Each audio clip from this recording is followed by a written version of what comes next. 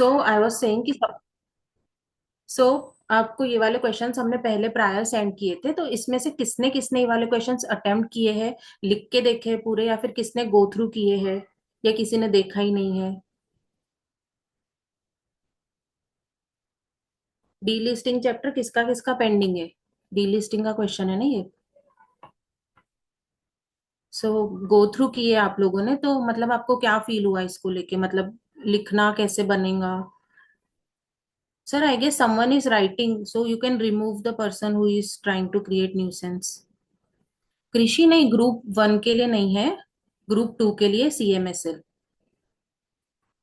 Okay, सो जिन लोगों का ये नहीं हुआ है चैप्टर, तो आप लोग सिर्फ ये समझ लें कि इसके जो क्वेश्चंस होते हैं ना, वो हम लोग कैसे लिखते हैं, मतलब जो डायरेक्ट डायरेक्ट क्वेश्चंस आते हैं ना। बहुत बार क्या इशू होता है ना कि स्टूडेंट्स को लगता है कि जो डायरेक्ट क्वेश्चन आया उसको यस या नो में हम लोग डायरेक्टली अटेम्प्ट करेंगे, पर बहुत बार ऐसे नहीं होता है, इसमें हमको थोड़ा सा एक्स्ट्रा कंटेंट लिखना होता है। तो ये वाला जो क्वेश्चन है, इसमें सबसे पहला क्वेश्चन ये कि स्टॉक एक्सचेंज कंपलसरी डीलिस्टिंग कर सकती है या नहीं। तो आप लोगों को क्या लगता है इसका आंसर क्या होगा, मतलब इसमें आप लोग क्या लिखोगे?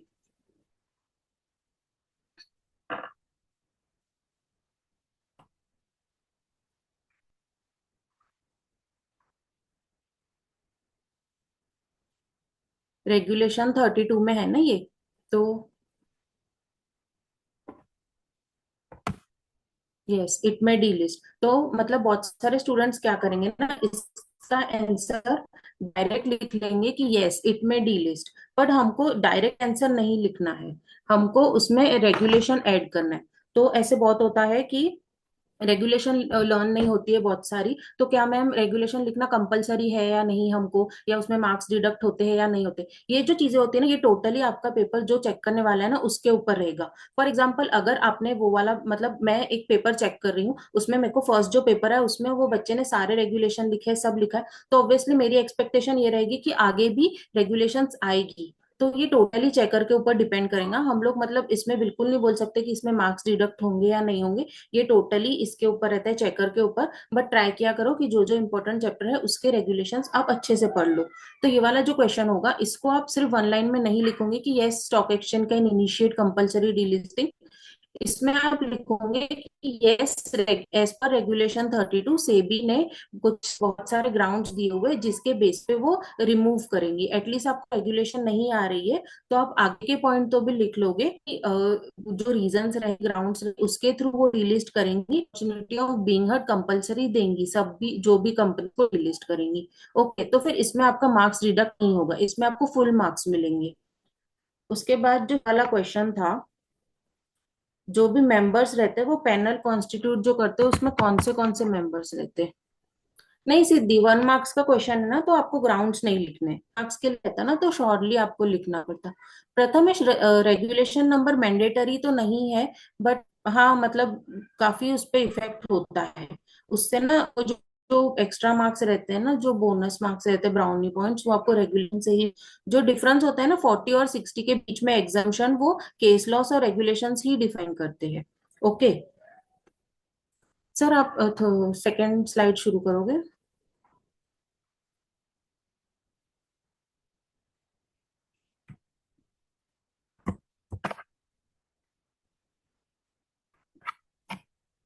सो अब ये वाला, जिन किनका किनका प्रिपेयर्ड है कि जो स्टॉक एक्सचेंज की पैनल कॉन्स्टिट्यूट होती है डीलिस्टिंग को लेके, उसमें कितने कितने मेंबर्स होते हैं?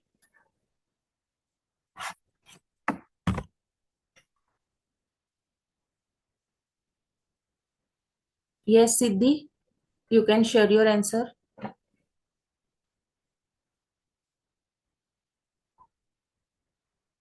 Guys, it's for group 2 CMSL, so don't ask a doubt again and again. Group 1 we will taking soon. सो देखो, जो भी कंपलसरी डीलिस्टिंग की जो पैनल होती है ना, तो उसमें दो डायरेक्टर्स होते हैं। Okay, Siddhi will answer. Sir can you please unmute Siddhi? Sure.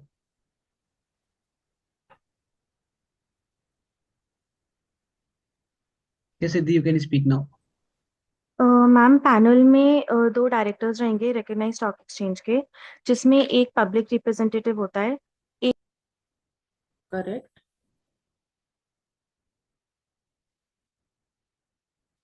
Yes. सो इसके आंसर में ना आपको 4 पॉइंट्स लिखने हैं। आपको ये वाला डायरेक्ट लिखना है। इसमें आप देखोगे ना तो आपको पॉइंट्स कैसे मिलेंगे, ये 1 मार्क्स का अगर क्वेश्चन होगा ना तो 0.25 पर इस पे मिलेंगे। तो बहुत सारे स्टूडेंट्स, ये वाला क्वेश्चन हमने इंटरनल टेस्ट में भी लिया हुआ था, तो बहुत सारे स्टूडेंट्स ने इसमें क्या लिखा होता है ना, जो ये फर्स्ट लाइन है इंट्रोडक्शन की, ये इसमें इंक्लूड की ही नहीं थी। तो हमको सबसे पहले एक इंट्रो अच्छा देना है, कोई भी हमारा क्वेश्चन हो तो। उसके बाद जो दो डायरेक्टर्स रहते हैं, वो बहुत स्टूडेंट्स ने ऐसे लिखा था कि two directors of recognise stock exchange, और जो इसके आगे की है, जो वन पब्लिक रिप्रेजेंटेटिव होना चाहिए, जैसे सिद्धि ने बताया, तो वो वाला उन्होंने लिखा ही नहीं था। तो हमें छोटी छोटी चीजों का ध्यान रखना है। और इसमें एक और रिप्रेजेंटेटिव जो होता है वो इन्वेस्टर एसोसिएशन का होता है, और एमसीए का जो एक रिप्रेजेंटेटिव एमसीए का होता है, और आरओसी। तो बहुत स्टूडेंट्स ने सिर्फ एमसीए लिखा था, तो हमको आरओसी भी लिखना है उसमें। और उसके अलावा एक एग्जीक्यूटिव डायरेक्टर और सेक्रेटरी होता है रिकॉग्नाइज स्टॉक एक्सचेंज का। इसमें कहीं भी मार्क्स कटने के आपके चांस नहीं है। इसमें आपने इतना लिखा ना, आपको फुल मार्क्स मिलेंगे। Okay. So is it clear guys?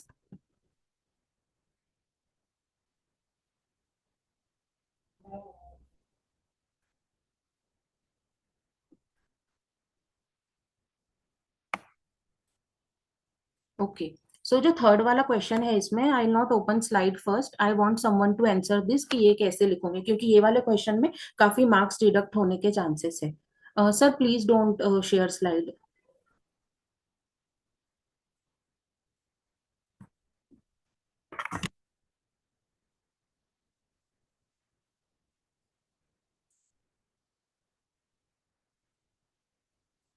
Sir third वाला क्वेश्चन ये था कि जो स्टॉक एक्सचेंज की टाइमलाइन दी हुई है डीलिस्टिंग को लेके, कंपनी को रिप्रेजेंट करने की, तो वो क्या है।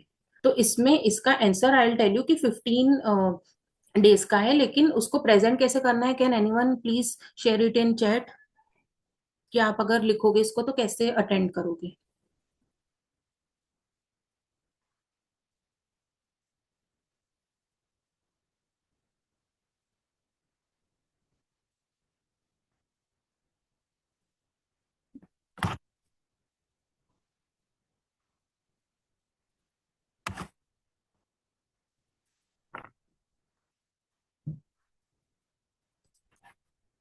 इसमें आपको एक लाइन में आंसर नहीं लिखना है कि 15 वर्किंग डेज में होता है। आपको थोड़ा ज्यादा इसको लिखना है कि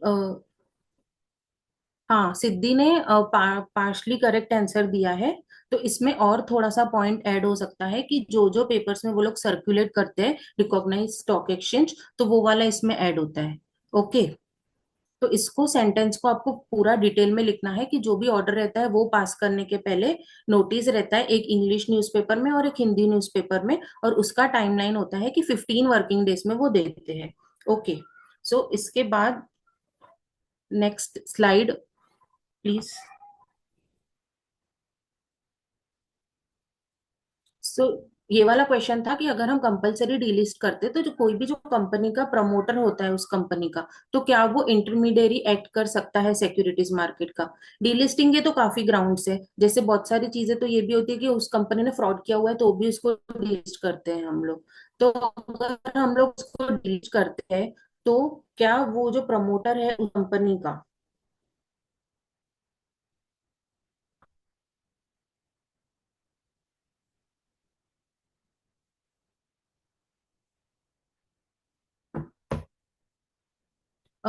voice is not clear guys? Okay, clear है। तो देखो, जो भी प्रमोटर रहते हैं ना, उनको 10 ईयर्स तक हम नहीं कर सकते हैं। मतलब जो इंटरमीडियरी बन सकते हैं ना, तो प्रमोटर नहीं बन सकता है 10 ईयर्स तक। उसके बाद उनका डिपार्टमेंट पीरियड कंप्लीट हो जाएगा, तो वो डीलिस्ट मतलब वो इंटरमीडियरी एज ए इंटरमीडियरी कर सकते हैं सिक्योरिटीज मार्केट। तो इसमें भी आपको थोड़ा सा ज्यादा पॉइंट लिखना है। जैसे कि इसमें सिर्फ प्रमोटर का पूछा हुआ है, बट हमारे मॉड्यूल में प्रोविजन लिखा हुआ है। तो होल टाइम डायरेक्टर्स और पर्सन जो रिस्पॉन्सिबल है कंप्लायंस करने के लिए, तो वो लोग एक्ट नहीं कर सकते हैं for further period of 10 years. बहुत स्टूडेंट इसमें क्या लिखते हैं डायरेक्ट कि no they can not act for 10 years, तो उसमें फिर हाफ ही मार्क मिलता है इसमें। Okay. So will first question सबको क्लियर है गाइस? ये फर्स्ट क्वेश्चन एंड हो जाएगा अभी।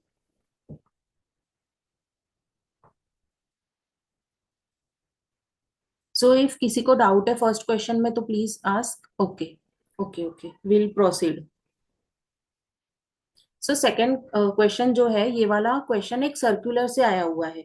मतलब ये अभी तो बुक में ऐड हो गया होगा मॉड्यूल में, पर पहले नहीं था, बट ये क्वेश्चन आ गया था। तो ये वाला एक क्वेश्चन है कि एक कोई म्यूचुअल फंड एसेट कंपनी है जिसका पोर्टफोलियो 2000 करोड़ का है। इसने मल्टी कैप फंड रेज किया है और उसमें बॉलीवुड सेलिब्रिटीज को इन्वॉल्व किया है पॉपुलराइज करने के लिए। तो क्या ये परमिटेड है सेबी के अंदर, या फिर कुछ डिफरेंस करेगा ये अवेयरनेस करने के लिए? तो इसका आंसर कोई है जिसको आता है, मतलब या पढ़ा हुआ है?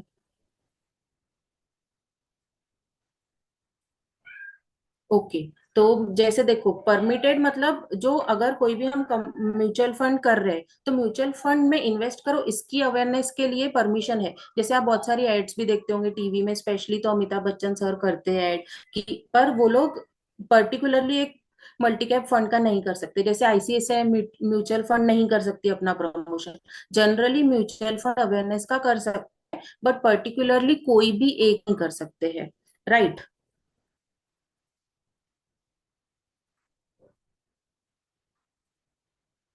अवेयरनेस के लिए भी बोलते हैं वो लोग कि सब अवेयर करो, बट वो लोग एडवर्टाइजमेंट में तो बहुत फास्ट फास्ट भाग जाते हैं कि एक जो एंड वाली लाइन रहती है वो 2x में बोल देते हैं, जैसे लोगों को समझे ही ना। तो इसमें हम लोग एडवर्टीजमेंट कोड लिखेंगे जो 6th शेड्यूल में सेबी का दिया हुआ है। तो अगर आपने ये वाला कोड मेंशन किया ना, तो 1 मार्क्स मिलेगा। उसके बाद में जो अवेयरनेस है सर्कुलर को अगर आपने रेफरेंस दिया तो 2nd मार्क मिलेगा।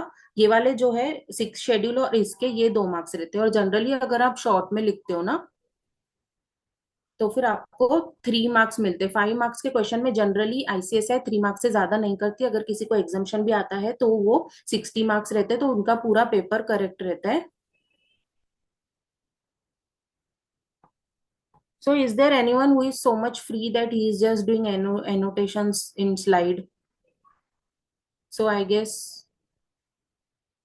this is not done. We are taking these sessions for your benefit only. Okay. So इसमें 3 पॉइंट्स थे। ये वाला जो है, ये वाला बहुत स्टूडेंट्स नहीं लिखते क्योंकि ये जनरली याद भी नहीं रहता है। क्योंकि इतना सारा है तो हम लोग कैसे याद करेंगे। तो ये जो 3 पॉइंट्स है, ये पॉइंट्स मेन है। इसमें है कि सेलिब्रिटी इंडोर्समेंट कर सकती है लेकिन वो कोई पर्टिकुलर को नहीं कर सकती है, और जनरल अवेयरनेस कर सकते हैं, और इसके लिए सेबी का प्रायर अप्रूवल कंपलसरी है। तो अगर आपने ये 3 पॉइंट लिखे ना तो आपको 3 मार्क्स मिलेंगे, और अगर आपने 6th शेड्यूल का भी रेफरेंस दिया तो 4 मार्क्स मिलेंगे। डायरेक्ट क्वेश्चन में इससे ज्यादा मार्क्स मिलते ही नहीं है हमको। ओके। सो सेकंड वाले क्वेश्चन में किसी को डाउट है? ये थोड़ा सा डायरेक्ट क्वेश्चन है, बट जरूरी भी है डायरेक्ट क्वेश्चंस करना क्योंकि केस लॉस हम बहुत थे। General case laws. यस। और भी अगर पूरा प्रॉपर रहा ना तो मिलेंगे, नहीं तो 3 मार्क्स ही देती है ऐसी ऐसे।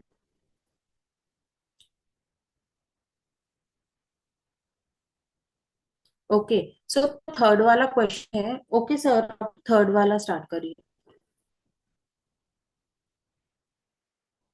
सो जो थर्ड वाला क्वेश्चन है ये भी पूरा डायरेक्ट क्वेश्चन है। तो इसका आंसर कोई है, किसी ने पढ़ा है?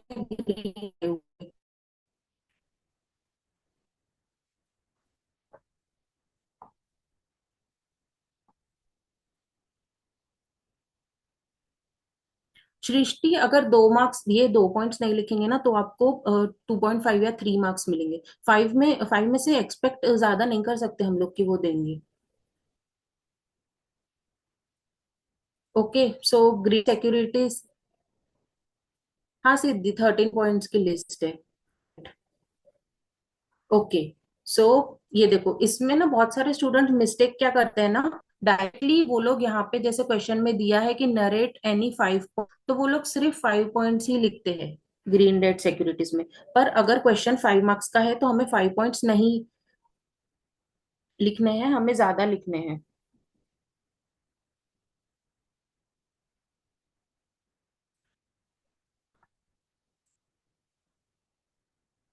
Okay. So green debt securities का अगर क्वेश्चन आया तो हमें अच्छा सा इंट्रोडक्शन देना है कि green debt security I non convertible securities के अंदर आती है, जिसका मतलब होता है कि अगर कोई कंपनी फंड्स रेज करती है और उसके जो ऑब्जेक्टिव्स रहते हैं उसके लिए जनरली 5 पॉइंट्स लिखे हुए ना, तो स्टूडेंट्स ये वाले पॉइंट्स लिखते हैं, 5 पॉइंट्स, सिर्फ 5 पॉइंट्स लिखते हैं, पर इसमें आपको 2 या 2.5 से ज्यादा मार्क्स नहीं मिलेंगे। हमको 10 मार्क्स, 5 मार्क्स का क्वेश्चन है तो 10 पॉइंट्स लिखने हैं, क्योंकि इसमें 13 है जनरली दिए हुए।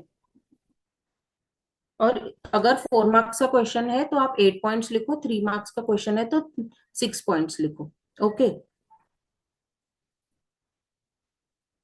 सो डायरेक्ट क्वेश्चन में हम लोग बहुत ये गलती करते हैं कि 5 मार्क्स का क्वेश्चन है तो हम 5 पॉइंट्स ही लिखेंगे, पर नहीं, हमको ज्यादा लिखना है और उसी से बेनिफिट रहेगा। और इसमें जितने ज्यादा, अगर आपने 10 से ज्यादा भी लिखे तो ऑब्वियसली आपको 4 मार्क्स मिलने हैं, इसमें आप 5 तो एक्सपेक्ट नहीं कर सकते। डायरेक्ट क्वेश्चन में बहुत रेयर चांसेस होते हैं कि 5 मार्क्स मिलेंगे। बट अगर हाँ, आपने 5 मार्क्स के क्वेश्चन में 10 पॉइंट्स लिखे तो आपको 4 मार्क्स पक्के मिलेंगे। पर उसमें जैसे बहुत सारे स्टूडेंट्स क्या लिखते हैं, जैसे सस्टेनेबल लैंड है तो सिर्फ सस्टेनेबल लैंड लिख लेंगे, पर use including sustainable forestry and agriculture, ये वगैरह पॉइंट्स वो लोग ऐड नहीं करते। तो हमको ये सब चीजें ध्यान में रखनी है कि हमको सेंटेंसेस पूरे कंप्लीट करने, शॉर्ट नोट्स के जैसे नहीं करने हैं। ओके। और जैसे ये पॉइंट्स है, yellow bonds which compromise of funds raised for solar energy, ऐसे जो एक्स्ट्रा वाले पॉइंट्स है ना, जो रेगुलर बच्चे नहीं लिखते, तो अगर आप लोगों ने ये वाले पॉइंट्स लिखे ना, तो ये वाला आपके लिए ज्यादा हेल्पफुल रहेगा, क्योंकि चेकर को लगेगा कि हाँ, इसको ज्यादा नॉलेज है बाकियों से कंपेयर। अभिषेक, 7 पॉइंट्स लिखे तो 3 मार्क्स मिलेंगे या 2.5 मार्क्स मिलेंगे? हाँ सिद्धि, हम लोग ये पूरा पीडीएफ शेयर करेंगे, डेली हम लोग यही ट्राई करेंगे कि हम लोग आपको पहले क्वेश्चंस दे दे, आप प्रिपेयर कर लो उसको, फिर हम लोग आपके साथ उसके आंसर्स भी शेयर करेंगे। फाइव 5-6 पॉइंट्स लिखोगे हर्षित, तो देखो इंट्रो के तो कुछ मार्क्स देते नहीं है वो लोग, बट इंट्रो से एक इंप्रेशन अच्छा पड़ता है। 5-6 पॉइंट्स लिखोगे तो 2 या 3 के बीच में आपको मार्क्स मिलेंगे। ओके, सो ये वाले क्वेश्चन में किसी को डाउट है?